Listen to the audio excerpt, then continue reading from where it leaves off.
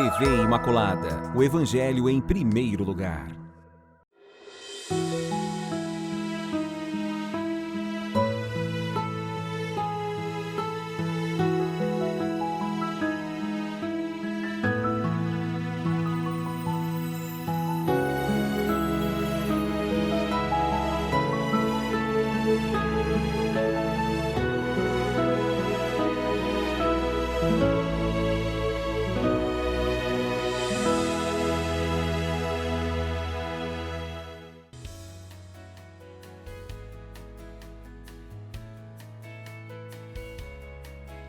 Olá, queridos amigos. Olha nós aqui mais uma vez iniciando um maravilhoso programa, uma belíssima oportunidade de enriquecer seu coração, seu conhecimento e sua vida com as sagradas páginas da Bíblia.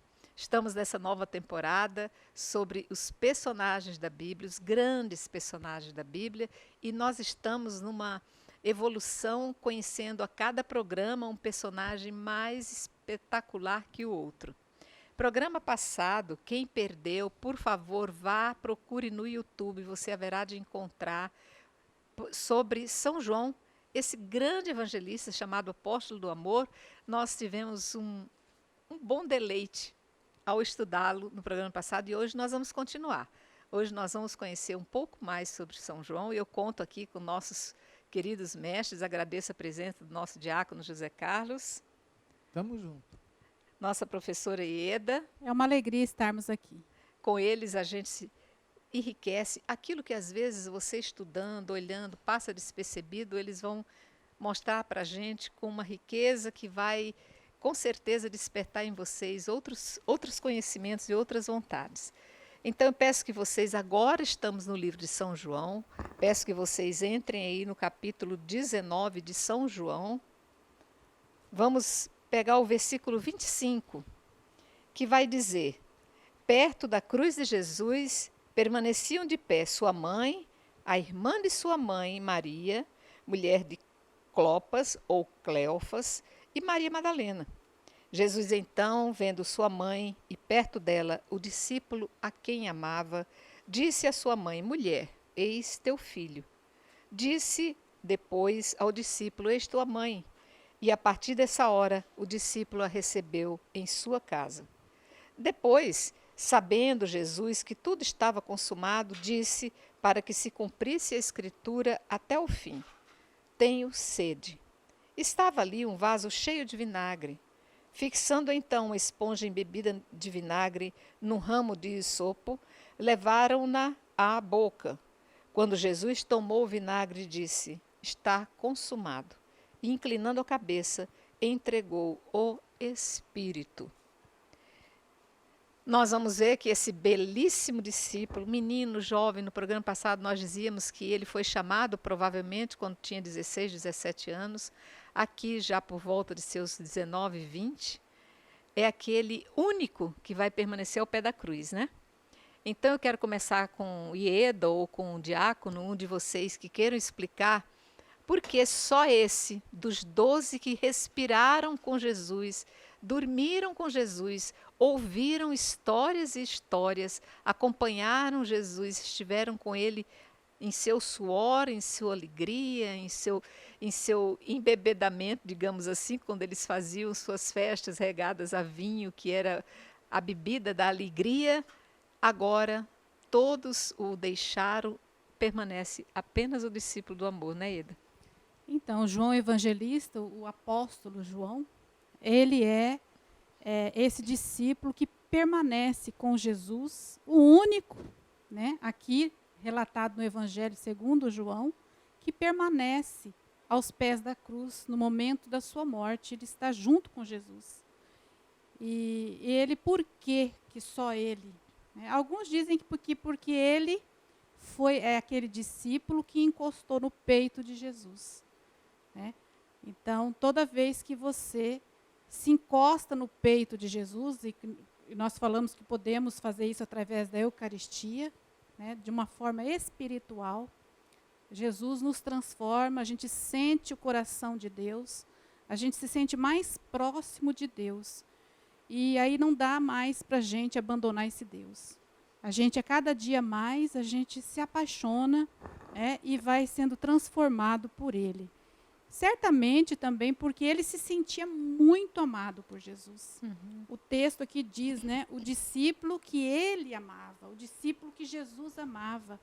Aquele discípulo, ele amava tanto, não só João, mas os discípulos. Mas nós estamos falando aqui de João, que permanece aí, e João é esse discípulo amado, que representa todos os discípulos de todos os tempos, o discípulo que ama, o discípulo que é leal, o discípulo que é fiel, o discípulo que permanece com Jesus. Aquele que leva sua mãe para casa, e hoje nós deveríamos seguir esse mesmo exemplo, continuar levando nossa mãe Maria para casa, para os nossos lares. Então, todo discípulo amado, ao discípulo amado, a gente percebe nesse texto, Jesus dá incumbência de levar sua mãe para casa. Isso. Quer dizer, ele não vai deixar o discípulo nem a mãe sozinho. O discípulo, ele vai ter a mãe de Jesus como sua mãe espiritual. O discípulo que ama, o discípulo amado, o autêntico discípulo de Jesus, ele ama a mãe de Jesus, e cuida e permanece com ela também. E Maria também. Aqui Jesus percebe que ela vai ficar só. Entrega a Maria, aquele discípulo que ele amava, e a Maria o toma como filho seu também. E Maria vai também, o discípulo amado, ele vai ter essa presença materna da mãe de Jesus, que intercede, pela conversão, pela salvação, que permanece, e conduz o discípulo amado pelo caminho da vida. Porque nesse evangelho de 2 João, ele define, Jesus é o caminho da vida. Vai ter uma definição que São João diz, Jesus é o caminho, Jesus é a verdade e Jesus é a vida. Para andar nesse caminho da vida, Jesus quis dar ao discípulo e a nós, que seguimos Jesus, ouvimos a sua palavra, quer dar ao discípulo a proteção espiritual da sua mãe, a presença materna de Maria, na vida do discípulo amado. Diácono, a gente vai ver aqui, então, seguindo esse raciocínio, de que nós hoje queremos fazer nossas orações, nosso texto, nós nos colocamos, nos prostramos diante da Mãe de Deus, pedindo que ela seja nossa intercessora, que ela nos ajude, nos oriente, nos ilumine nas nossas decisões, e eu vejo que esse discípulo amado recebeu do Senhor Jesus o maior dos presentes, cuidar da sua mãe. Ele leva Maria para dentro de casa, a imagem viva, a Senhora viva diante dele, foi quem deu sua força para que ele seguisse esse caminho de provação que ele teria ainda, né? É verdade. Então, aqui nós temos algumas particularidades, né? Nós podemos dizer assim. Primeiro, né? Que Jesus, perto da cruz, estava ali as 3 mulheres e estava também o discípulo que Jesus amava, né? E Jesus, ele vendo a sua mãe, e perto dela o discípulo a quem amava, disse à sua mãe, mulher, eis teu filho. Então é profundamente teológica essa frase de Jesus na cruz. Mulher, eis aí o teu filho. Porque São João, quando se refere a Maria, ele sempre a chama de mulher.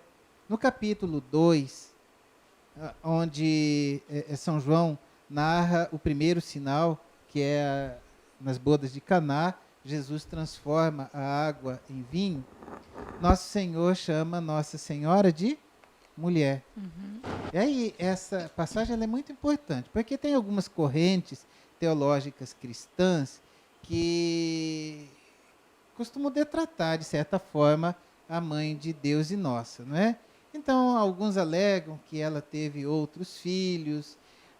Eles usam essa passagem de forma negativa, o capítulo 2 de São João, quando ele diz, mulher, que temos com isso?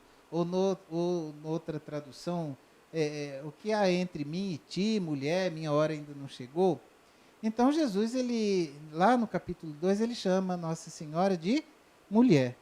E aqui também ele chama a mãe dele de mulher. Não chama nem de mãe nem de Maria, chama de mulher. Por quê? Porque esse termo mulher tem a ver com o capítulo 3, versículo 15 do livro do Gênesis. Quando o ser humano caiu da graça por desobediência, usou mal o livre-arbítrio e cometeu o pecado original, comer do fruto da árvore do conhecimento, o ser humano foi infiel a Deus, Adão e Eva, nossos primeiros pais. Então, o que acontece? Deus, ele já providencia o remédio para esse pecado da humanidade que foi infiel.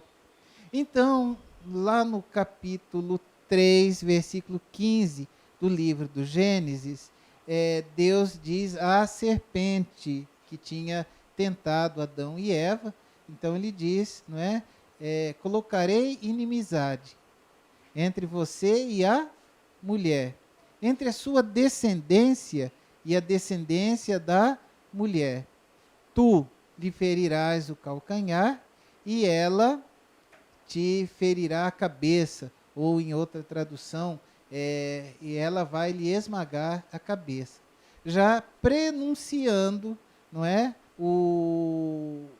a salvação no Evangelho. Então, esse texto de Gênesis 3, versículo 15 do Gênesis, ele é chamado de proto-evangelho, a primeira boa notícia. Não é? Porque quem é a descendência da mulher? É nosso Senhor Jesus Cristo, que na cruz ele vai vencer a morte, o pecado e o demônio. E pelo sim dessa mulher que é Maria, a nova Eva, vem a salvação ao mundo. Então, por isso, São João se refere à mãe de Jesus sempre como mulher. Lá no capítulo 2, o primeiro sinal, né? O primeiro sinal de Jesus se dá pela intercessão da mulher, que é Nossa Senhora, a nova Eva, e apresenta então Maria como essa grande intercessora por nós. E aqui, na cruz, São João apresenta Maria, a mulher por excelência, como mãe da igreja. Porque, segundo os padres da igreja, a igreja nasce do lado aberto de Jesus na cruz. Não é?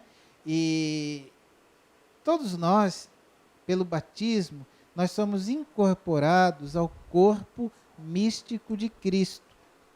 Então, Nossa Senhora, ela é mãe do Cristo total.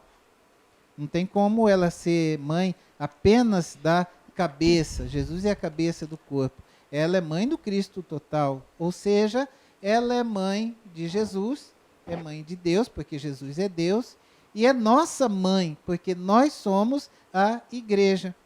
Então, Jesus deixa muito claro essa maternidade espiritual de Nossa Senhora em relação à igreja, quando ele diz para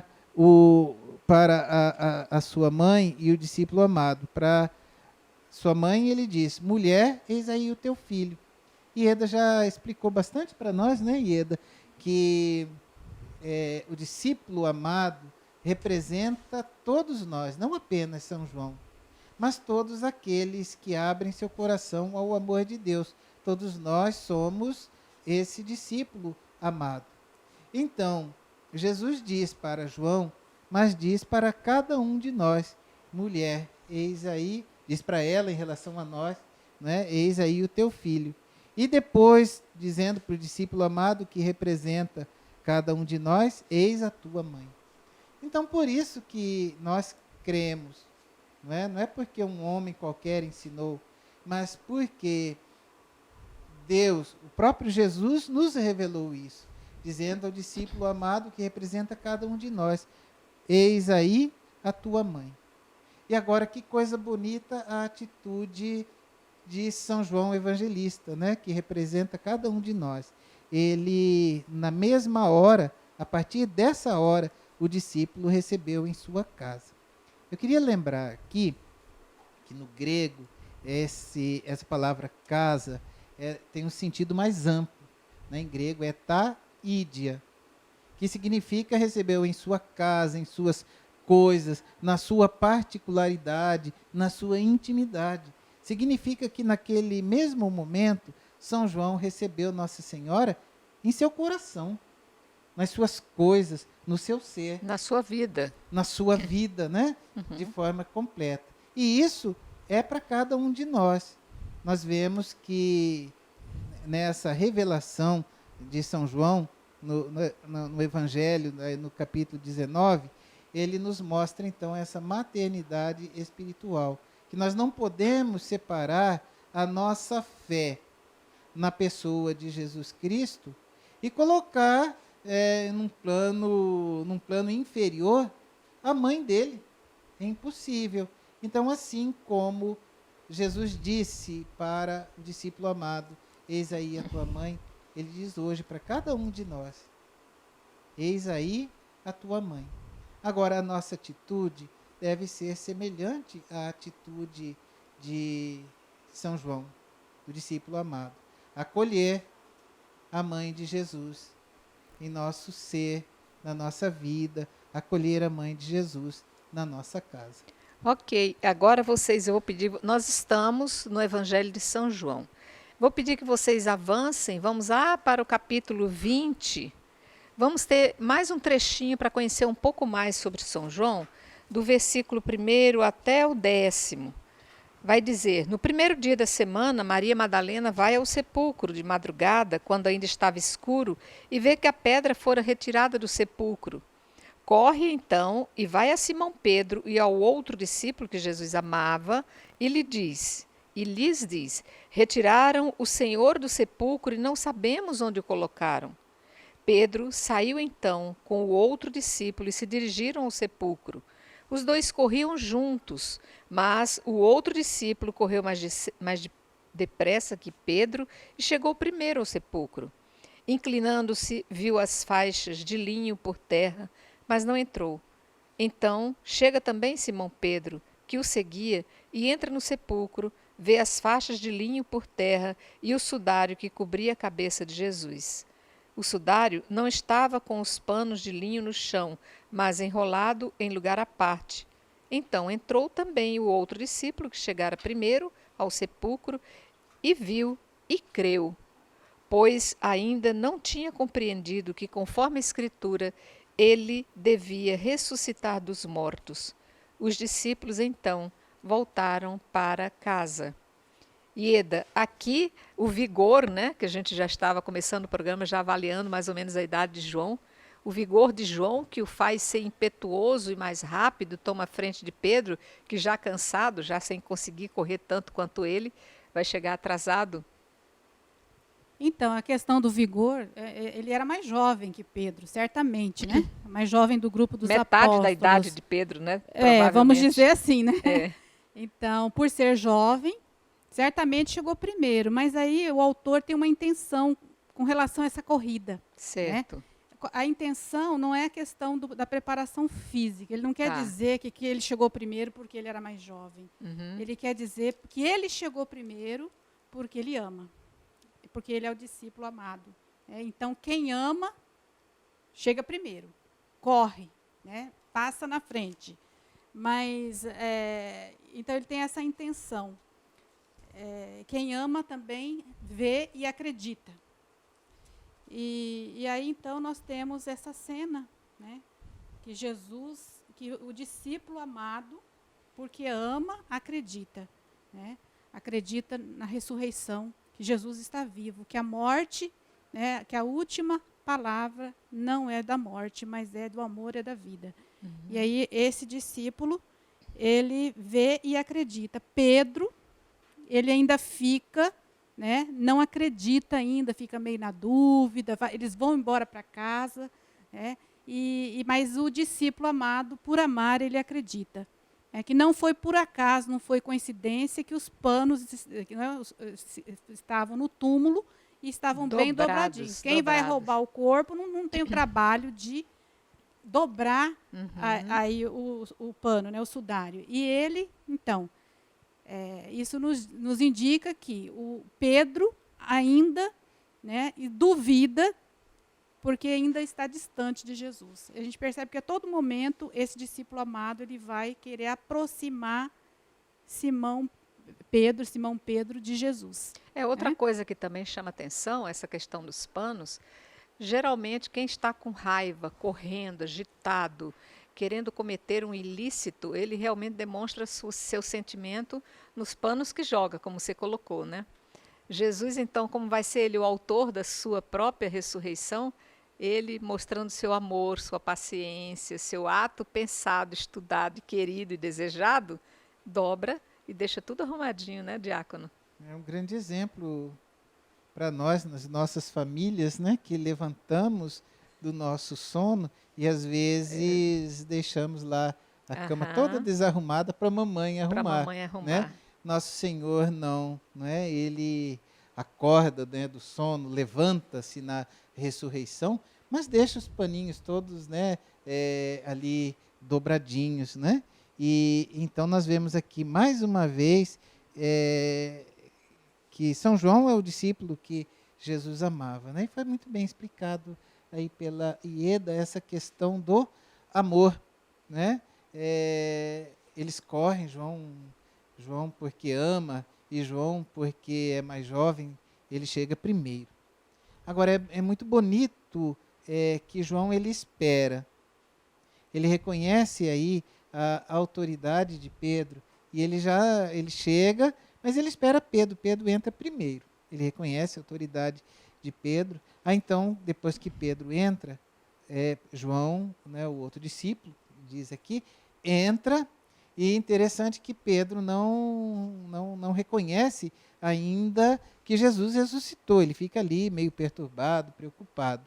Agora, o discípulo que Jesus amava, esse que tinha maior amor, esse que escutava o coração de Jesus, é o primeiro, por conta do amor, a compreender que Jesus havia ressuscitado. Né? Essa, de fato, é a intenção, né, do autor, que é o próprio João, de colocar, né, que o amor, né, o amor ele compreende.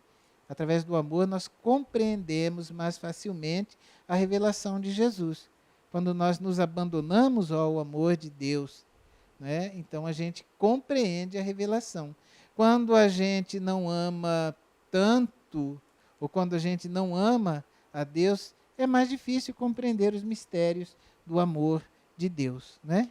Então, é essa grande felicidade, né, que São João é o primeiro a chegar e é o primeiro a ver e crer na ressurreição do Senhor. Ok, então eu vou pedir que vocês agora avancem um pouco mais lá no Evangelho, no livro que vocês têm de São João. Vamos até o capítulo 21, conhecer mais um trecho onde Jesus vai aparecer a seus discípulos lá no lago de Tiberíades. Vai estar relatado. Depois disso, Jesus manifestou-se novamente aos discípulos às margens do mar de Tiberíades. Manifestou-se assim: estavam juntos Simão, Pedro e Tomé, chamado Dídimo, Natanael, que era de Caná da Galileia, os filhos de Zebedeu e 2 outros de seus discípulos. Simão Pedro lhes disse: vou pescar. Eles lhes disseram: vamos nós também contigo. Saíram e subiram ao barco naquela noite e nada apanharam. Já amanhecera. Jesus estava de pé, na praia, mas os discípulos não sabiam que era Jesus. Então Jesus lhes disse: jovens, acaso tendes algum peixe? Responderam-lhe: não. Disse-lhes: lançai a rede à direita do barco e achareis.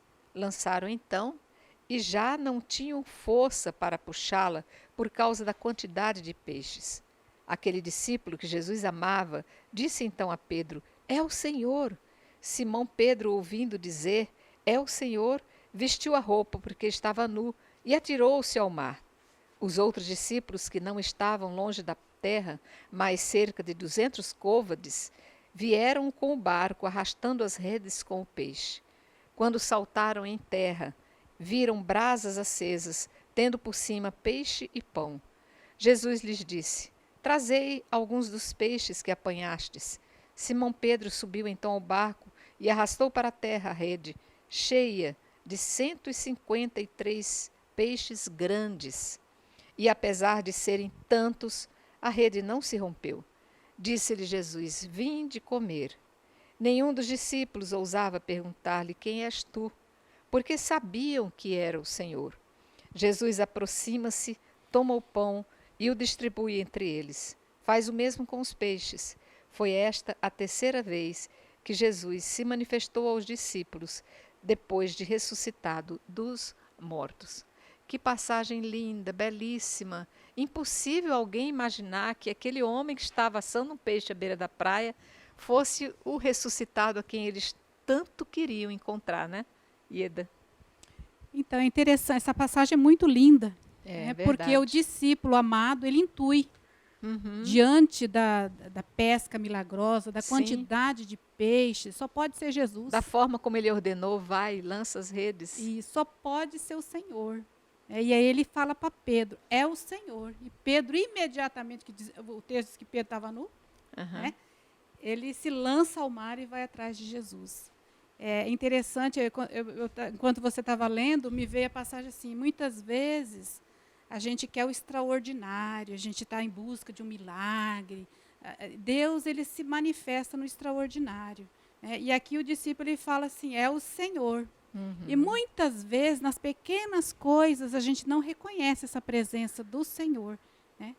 Então, uma vez eu passei também por dificuldades, rezei, entreguei para Jesus, né? E depois, aí eu percebi que eu consegui, porque muitas vezes depois que você reza, ainda você fica na dúvida, né? Deus faz a obra na vida da gente. Foi e você unção fala ou assim, fui eu? não, fui eu que fiz. Fui né? eu, né? A gente tem essa dificuldade de perceber A a ação ação divina. de Deus no dia a dia da gente. Verdade. E aí eu entrei depois que passei por essa situação, eu entrei na secretaria da comunidade lá aonde eu participo, tinha uma frase assim, era Jesus mostrando para mim, né, a ação dele. Eras tu, Senhor, e eu não sabia. Olha só, foi para você Tá a vendo? resposta. Foi para mim, porque naquele mesmo dia, isso foi à tarde, de manhã eu passei pedindo por uma intervenção de Deus, né? Eu rezei, Deus interveio, esqueci. Agradeci, porque passei por aquela situação. Quando à tarde eu entro na secretaria, tem uma frase assim, eras tu, Senhor, e eu não sabia. Porque foi coisa assim, pequena, mas que você consegue superar com a graça, né? Então, a graça de Deus nos acompanha e a gente não consegue perceber, né, a ação de Deus. E Deus nos acompanha todo momento, né? A todo momento a gente pode se aproximar do trono da graça também de Deus. E aí o discípulo que ama, ele intui, é o Senhor.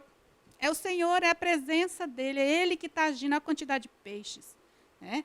Então, é Deus que vem se revelar, né, revelar o seu amor por nós. Né? Então, é interessante essa frase, nunca mais eu esqueci. Né? Então, eu passo, a partir de então, a perceber a presença de Deus no ordinário, não no extraordinário. Deus age no extraordinário. Mas Deus, ele quer estar com a gente, igual a doutora Filó, no meio das panelas, enquanto você está cozinhando, enquanto você está junto com a sua família, não só lá na igreja, mas Deus nos acompanha a todo momento. E a gente tem que intuir também, é o amor que nos ajuda a intuir, né, essa presença do Senhor. Enquanto você reflete sobre isso que nós ouvimos, que Eda coloca, que nós percebamos, abramos os nossos olhos para ver a ação de Deus no nosso dia a dia, eu vou pedir um pequeno intervalo. Fique aí, nós já voltamos.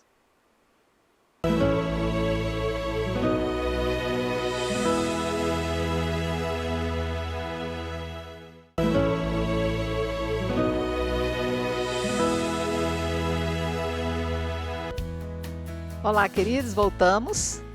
Estamos estudando o grande personagem João Evangelista, João, discípulo amado do Senhor. E eu vou pedir que agora vocês, no Evangelho de São João, vão lá no final, no capítulo 21, agora o versículo 20, já encerrando o Evangelho, vai estar escrito: Pedro, voltando-se, viu que o seguia o discípulo que Jesus amava, aquele que na ceia se reclinara sobre seu peito e perguntara: Senhor, quem é que te vai entregar?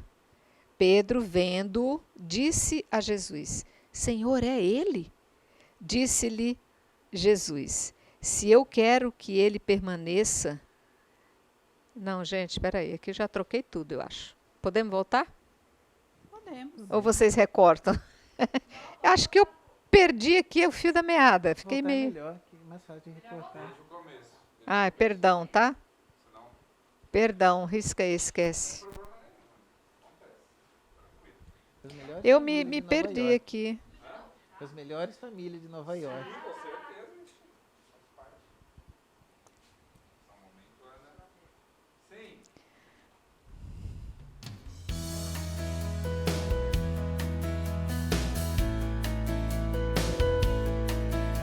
Ok, voltamos, gente, depois desse intervalo. Nós estamos estudando o evangelista João, o apóstolo do amor.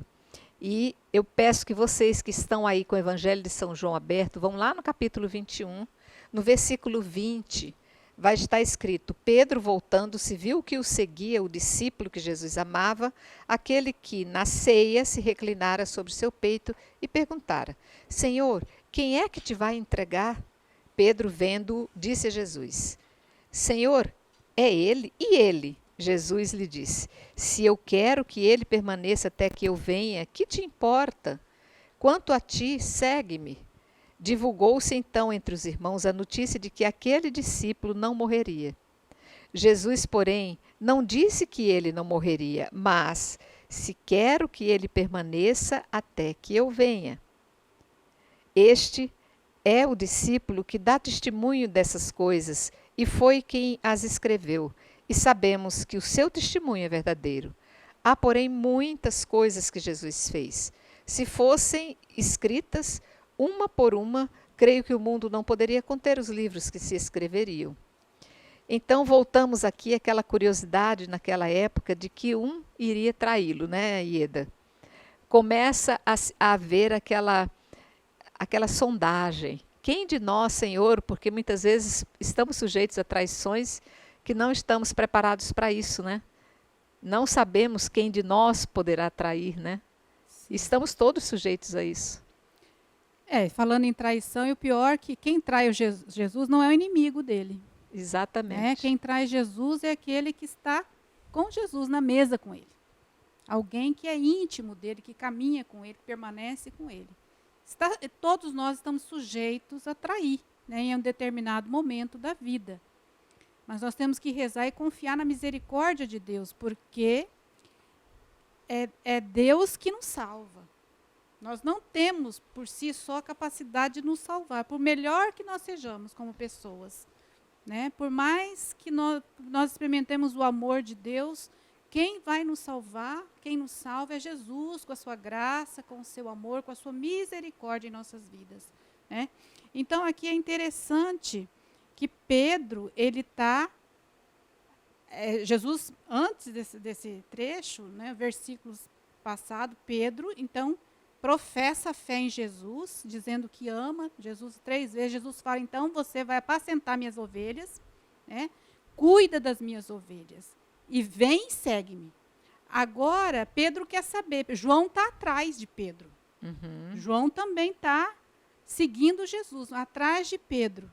E Pedro, né, sabendo que João, o discípulo que Jesus amava, né, queria saber qual seria o final desse discípulo, como é que seria o final da vida de João.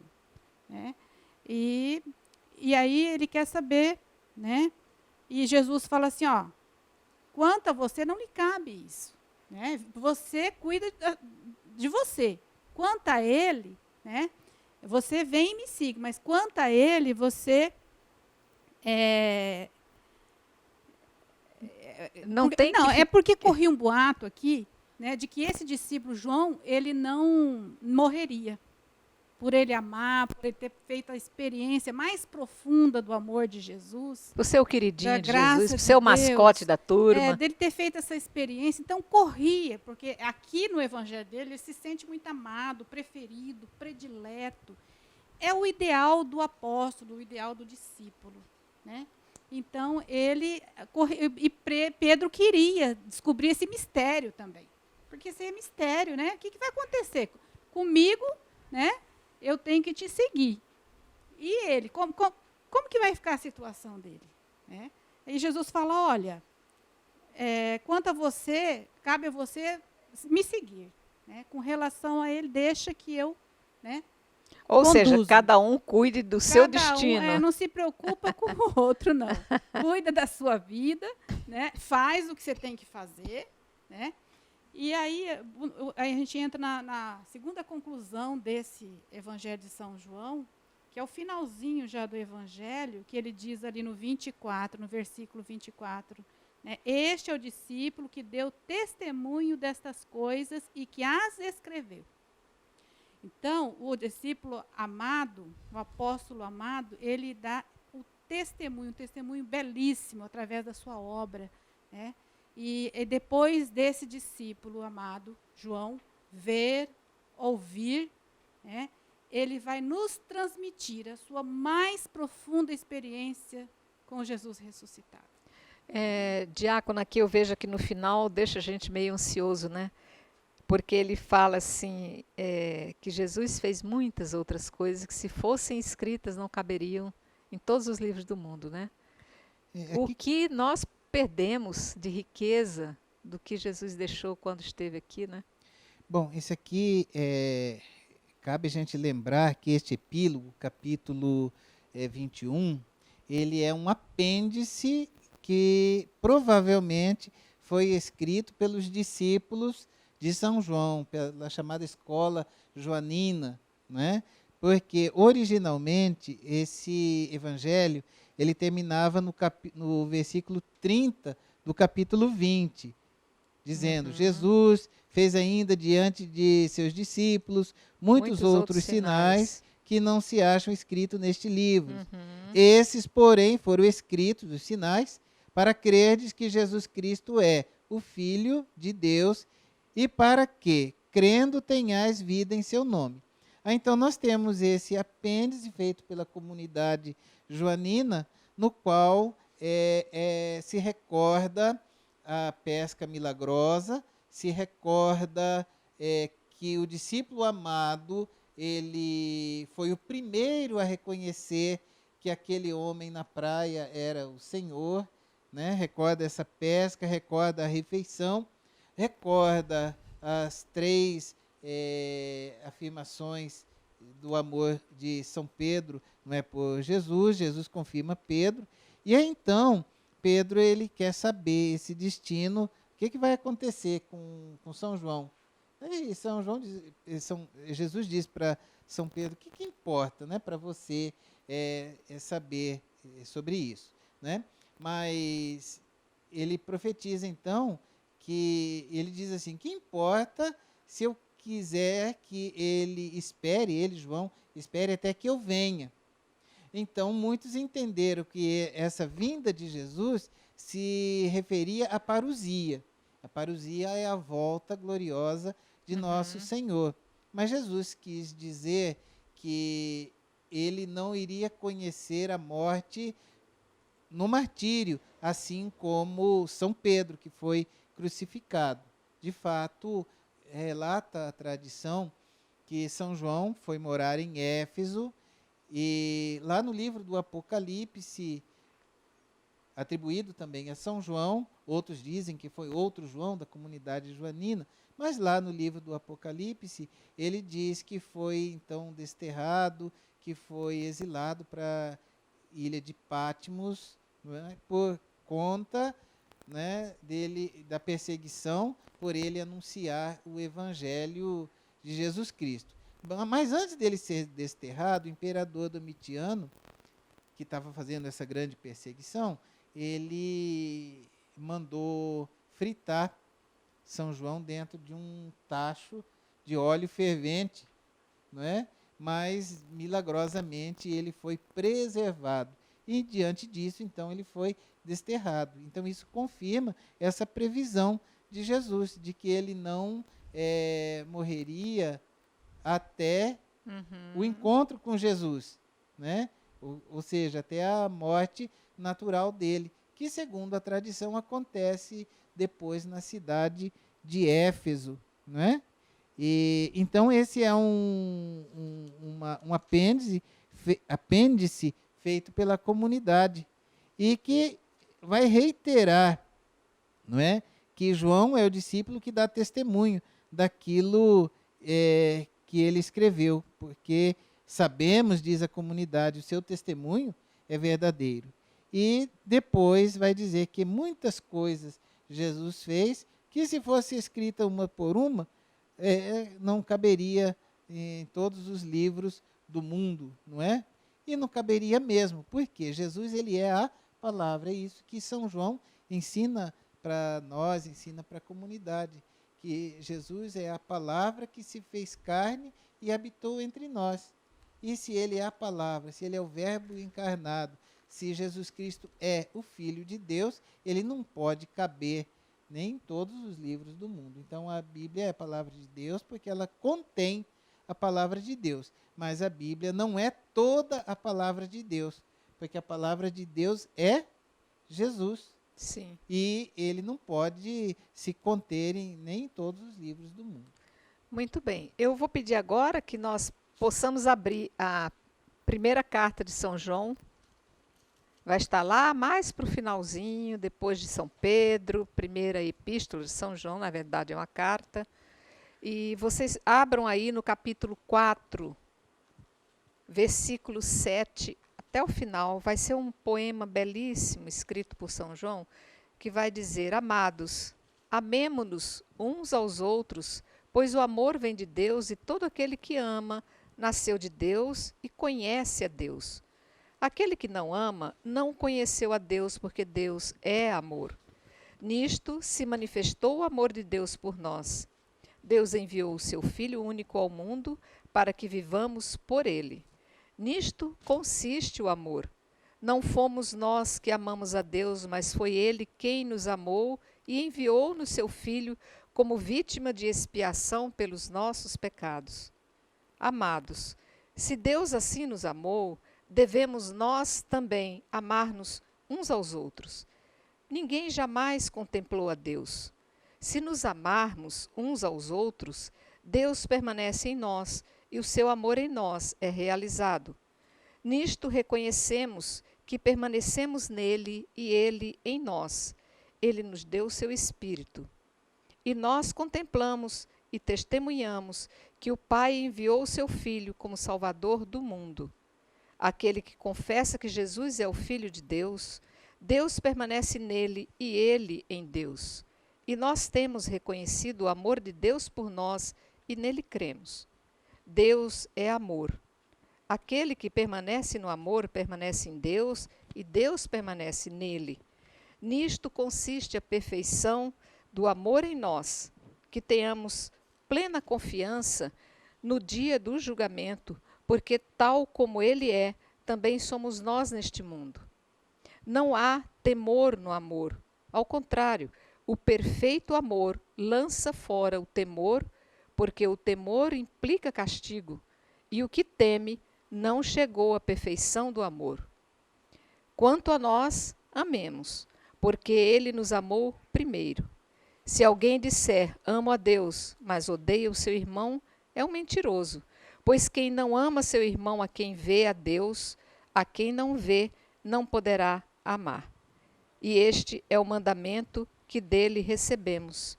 Aquele que ama a Deus, ame também a seu irmão. Encerramos aqui, porque eu quero agora, se há alguma coisa para ser dita sobre o amor, acho que está no coração de Deus, né? Então, o centro desta carta, dessa primeira carta de São João, é o amor, que se traduz, né, em vida concreta. A fé e o amor transformado em atitudes concretas aqui. E ele diz assim, quem não ama não não conhece a Deus, porque Deus é amor. Quem não ama? Então, ele fala que como é que você pode dizer que ama a Deus se você odeia seu irmão? Como é que você pode odiar seu irmão que você vê e amar a Deus que você não vê? Então, o amor é algo muito concreto, é o amor ao outro. Né? Incrível que nesse evangelho, no evangelho segundo João, ele fala o mandamento é amai-vos uns aos outros. Jesus, ele não pede para que ele seja amado. Ele pede o amor entre as pessoas. Né? Essa fé, esse amor transformado em atitudes concretas, em ações que vêm transformar a pessoa e a comunidade. Agora, como é que você diz que você ama a Deus se você odeia seu irmão? Então, você é um mentiroso. Né? Você não pode, você vai amar a Deus através do seu irmão. Né? E aqui, um pouquinho antes, no capítulo 3, no versículo 17, ele diz assim, ó, se alguém possui os bens deste mundo e vendo seu irmão em necessidade, fecha-lhe o coração, como pode o amor de Deus permanecer nele? Quer dizer, que você vê o outro sofrendo, vê passando dificuldades, você tem condições de ajudar, não ajuda? Como é que você vai permanecer nesse amor? E aí ele continua no 18, capítulo 3. Filhinhos, não amemos com palavras, nem com a língua, mas com obras e de verdade. Então, não é um sentimento o amor, mas é uma atitude concreta, gesto concreto de amor para com o outro. Diácono, como é que fica o amor, então, num coração cheio de ódio? Não tem como ele entrar, né?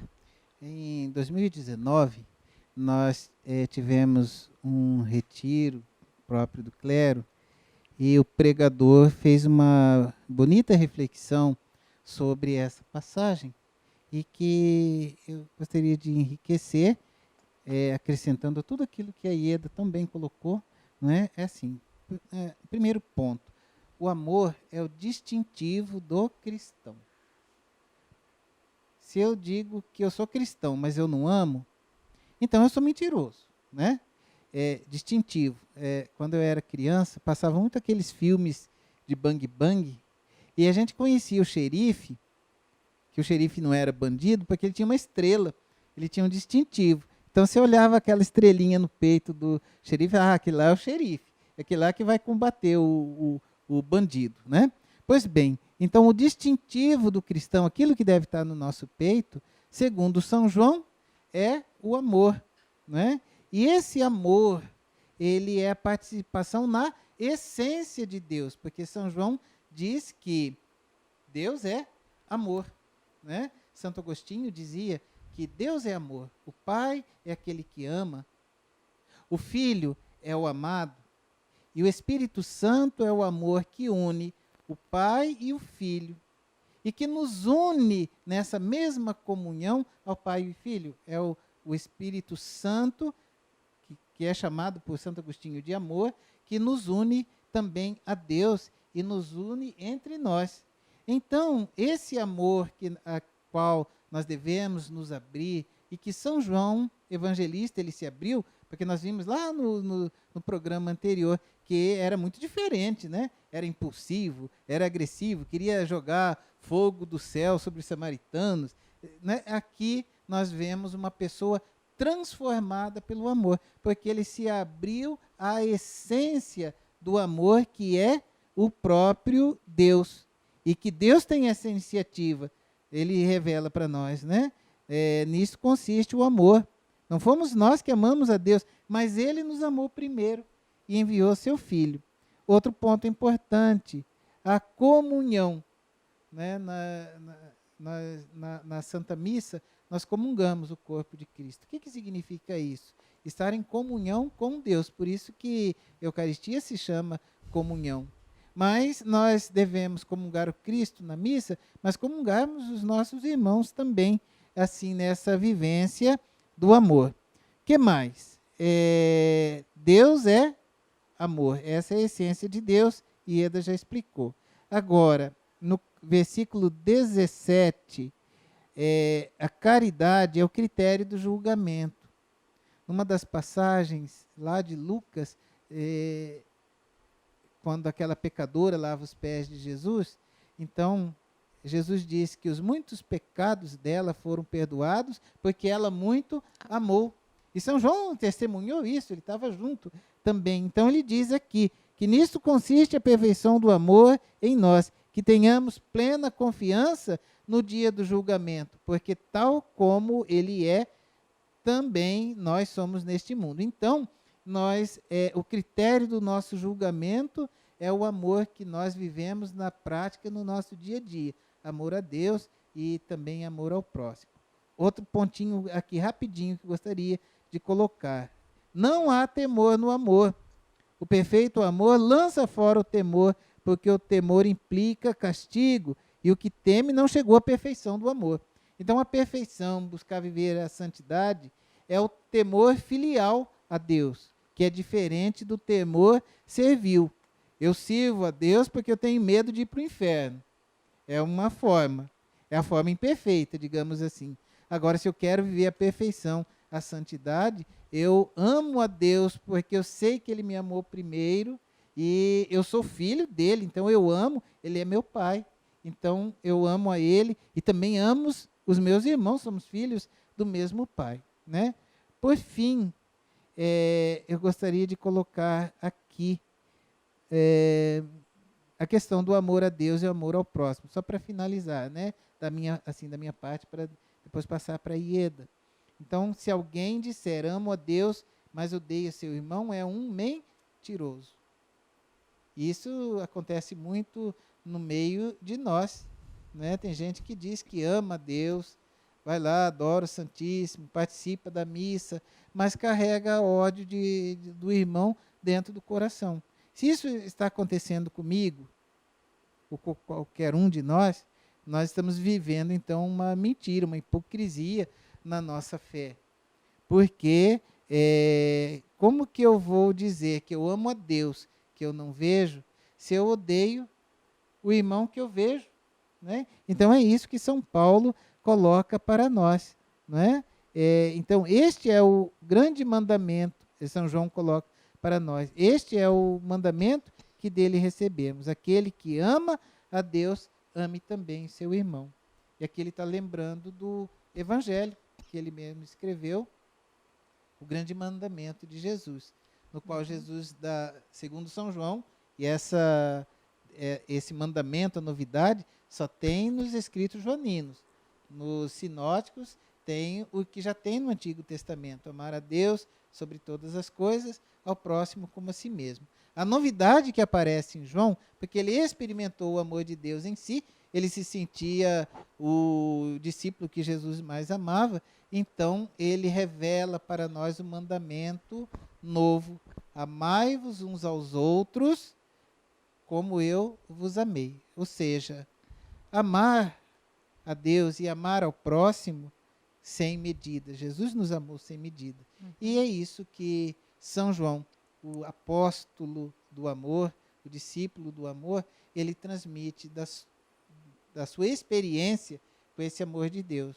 Aquele que era impulsivo, que não aceitava as pessoas diferentes, que queria descer fogo do céu, né? Que queria cargo, ele tinha interesses assim particulares, não é? Queria destaque no meio dos apóstolos. Ele se torna então para nós esse grande apóstolo que viveu e transmite isso com cores vivas, com cores fortes, o amor filial a Deus e o amor ao próximo. Ok, Eda, só para finalizar, você tem um minutinho. Então nós vimos, né, o testemunho do discípulo amado, o apóstolo e evangelista São João.